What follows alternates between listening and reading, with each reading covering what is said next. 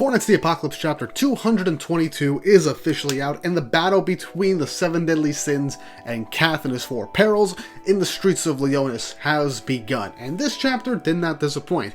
We got some fun interactions, we get to see the citizens reacting and dealing with the news of, well, the big revelation in the previous chapter.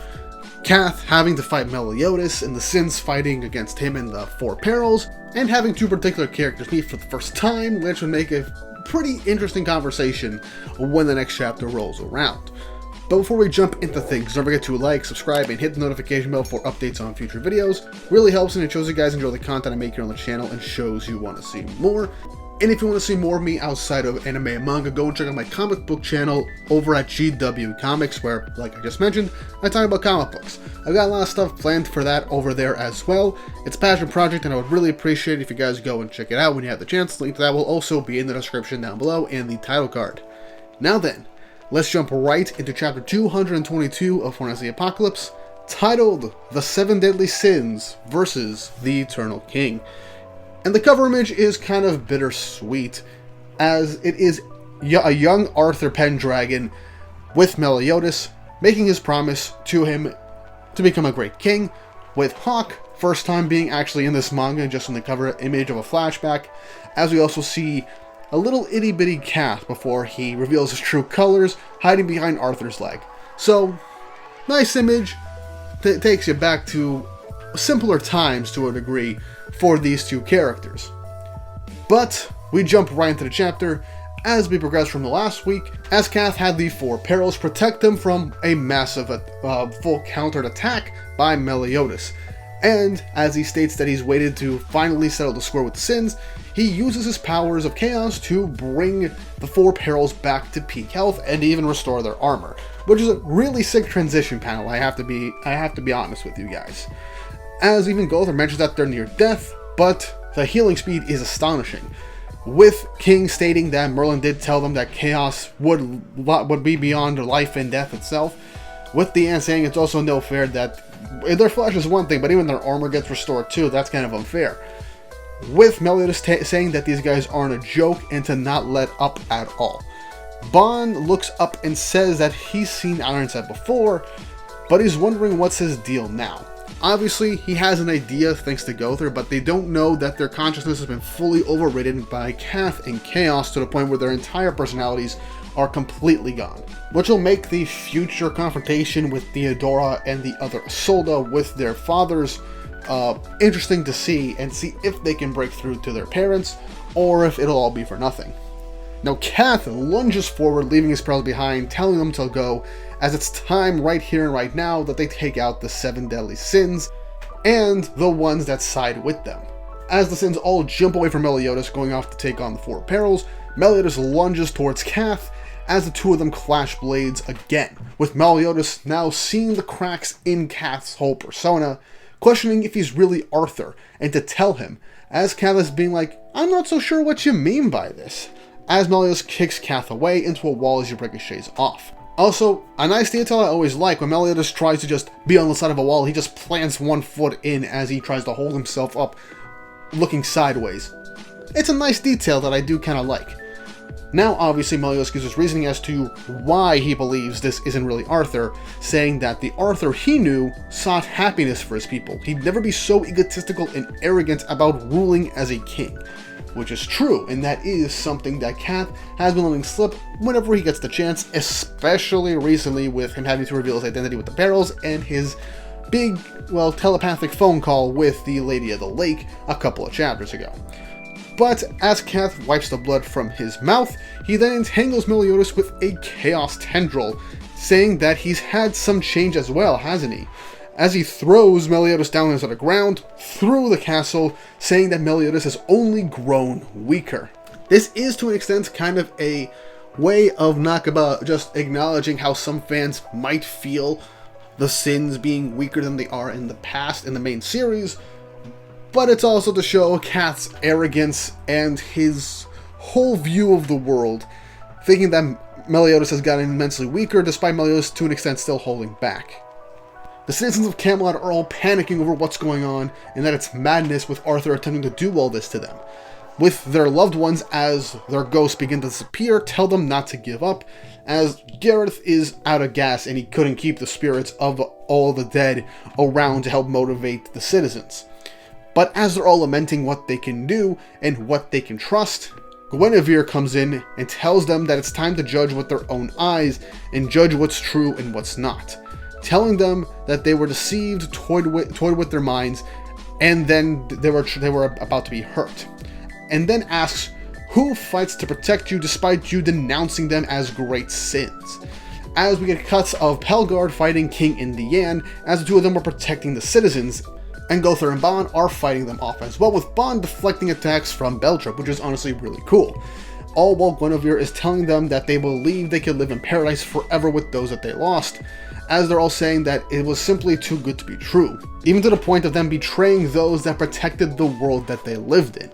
As we cut back to the fight with Meliodas and Arthur, with Meliodas on the ground. Now, something I do like in this detail, obviously it's a 1v1 between Meliodas and Cath, but it is nice to show that the rest of the Sins are prioritizing protecting the citizens, as it's obvious that Cath wants to destroy and kill everybody. So having the perils go off and fight all of the Sins, well, basically just trying to kill the citizens, having the Sins protect the citizens, shows that Cath is still kind of wary of a straight-on fight with all 5 Sins against him, obviously. But having his powered-up perils do fight them essentially individually from what it seems, we could potentially get actual fights between the rest of the Sins and the 4 perils one-on-one if it goes that way. Which makes sense, it's a 5v5. Though I do hope Elizabeth does jump into the fight at some point based off of the future vision, as we see a big goddess wing type light before the big reveal that Bond is dead in Gwenniver's future vision. But we just have to wait and see for that.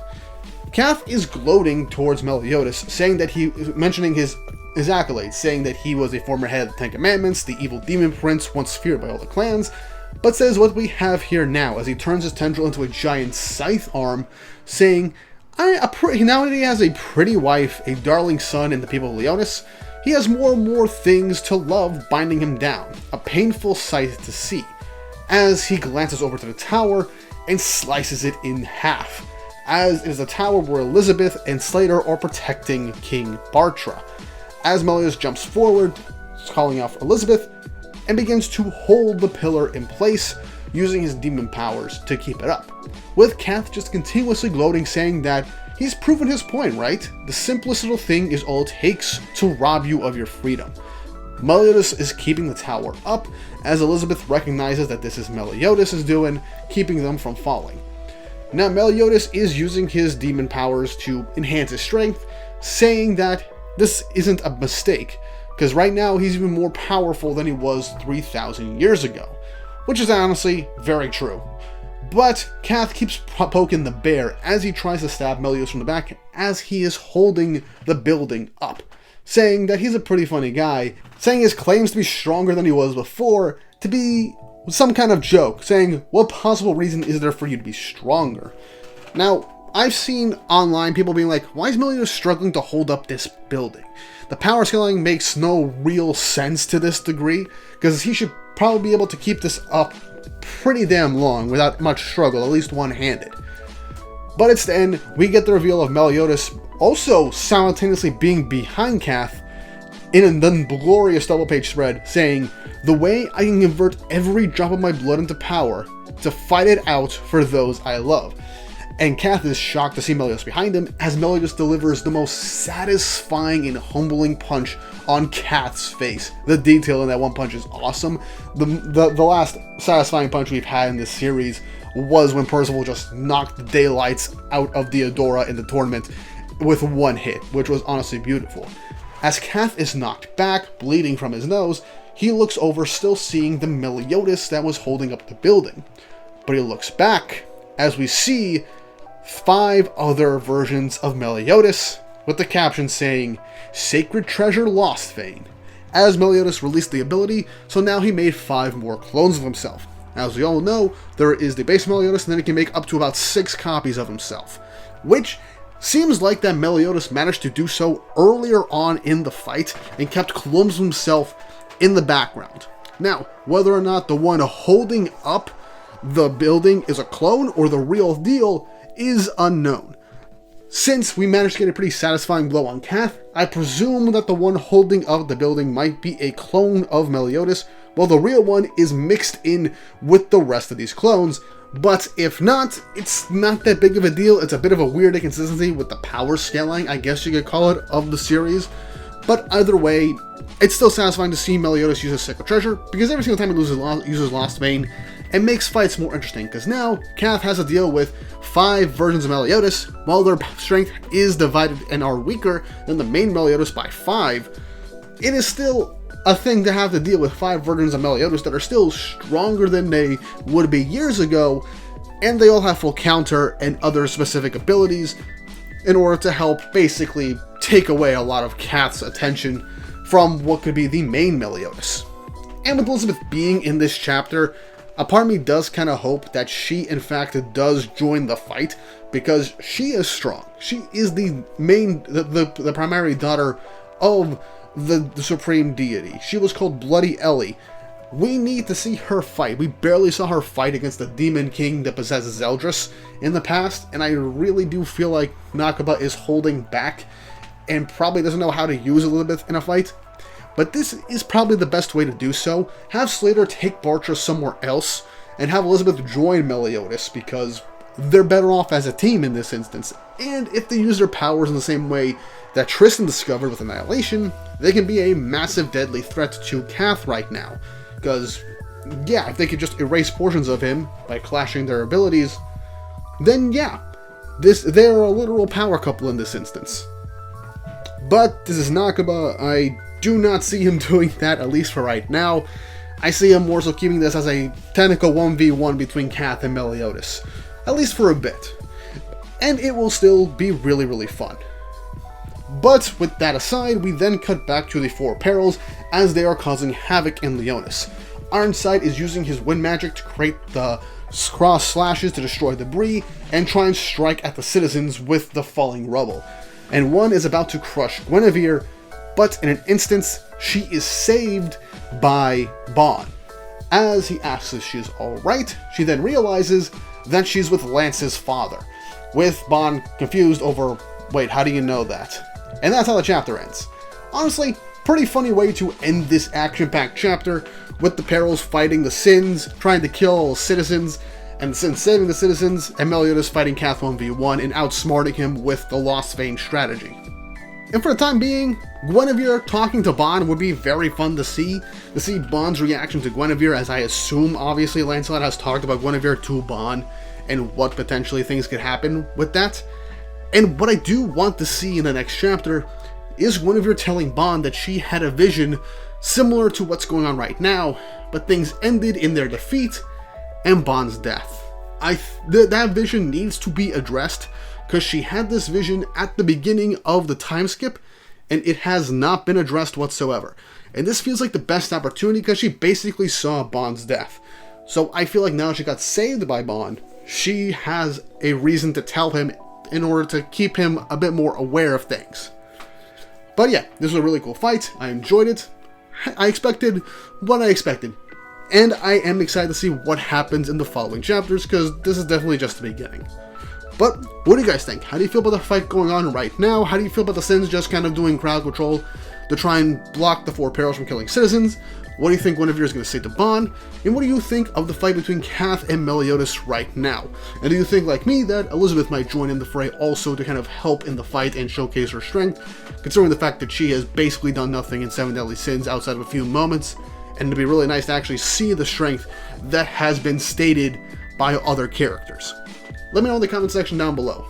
And once more, if you haven't already, like, subscribe, and hit the notification bell for updates on future videos. Really helps, and it shows you guys enjoy the content I make here on the channel and shows you want to see more.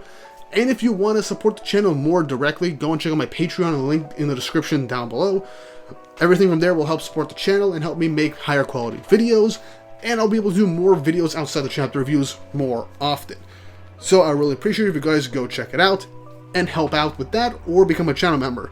If not, just share the video to your friends that like Fortnite the Apocalypse, and hype the video to boost it in the algorithm. But with all that said and done, I hope you enjoyed the video, and I hope you all have an awesome day.